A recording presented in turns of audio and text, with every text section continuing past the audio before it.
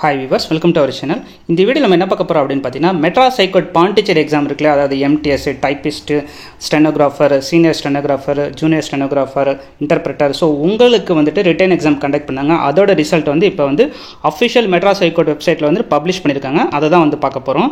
So இந்த first link வந்து பார்த்தீங்க அப்படின்னா யாருக்கு அப்படின்னா senior grade stenographer and translator or interpreter. So நீங்கள் வந்துட்டு இந்த லிங்கை கிளிக் பண்ணுங்கள், ஃபர்ஸ்ட் லிங்க்கை. அடுத்து செகண்ட் இது வந்து பார்த்தீங்க அப்படின்னா சாட்டர்டே எக்ஸாம் கண்டக்ட் பண்ணது யார் யாருக்குன்னா junior great stenographer, junior clerk and typist. நீங்கள் வந்து செகண்ட் இதை கிளிக் பண்ணணும்.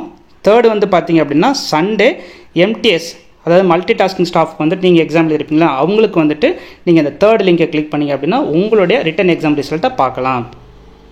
அடுத்து வந்து ஃபோர்த் வந்து பார்த்தீங்கன்னா யாருக்கு அப்படின்னா டிரைவர். ஸோ நீங்கள் வந்து இந்த லிங்கை கிளிக் பண்ணுங்கள். ஸோ நீங்கள் எந்தெந்த போஸ்டிங்க்கு அப்ளை பண்ணியிருக்கீங்களோ அந்தந்த லிங்கை மட்டும் கிளிக் பண்ணுங்கள். தப்பாக ஏதாவது லிங்கை கிளிக் பண்ணி அதில் போய் உங்களோட அப்ளிகேஷன் நம்பர் என்டர் பண்ணிங்கன்னா டெஃபினட்டாக வந்துட்டு உங்களுக்கு வந்து ஒர்க் ஆகாது, தப்பான எரர் வரும். அதனால் வந்து கன்ஃபியூஸ் ஆகிக்காதீங்க. இப்போ உதாரணம் வந்து பார்த்தீங்க அப்படின்னா அந்த எம்டிஎஸ் லிங்க்கு கிளிக் பண்ணுறேன், தேர்ட் லிங்கை கிளிக் பண்ணுறேன்.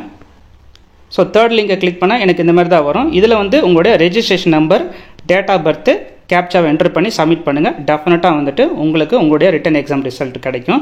ஸோ மாற்றி லிங்கை கிளிக் பண்ணி அதில் போய் உங்களோட ரெஜிஸ்ட்ரேஷன் நம்பரோ அப்ளிகேஷன் நம்பரோ போடாதீங்க, டெஃபினட்டாக வராது. இதில் உங்களுக்கு வேறு எதுவும் டவுட் இருந்துச்சுன்னா மறக்காமல் கீழே இருக்கிற கமெண்ட் பாக்ஸில் மென்ஷன் பண்ணுங்கள். மீண்டும் மற்றொரு காணொளியில் சந்திப்போம். தேங்க்யூ.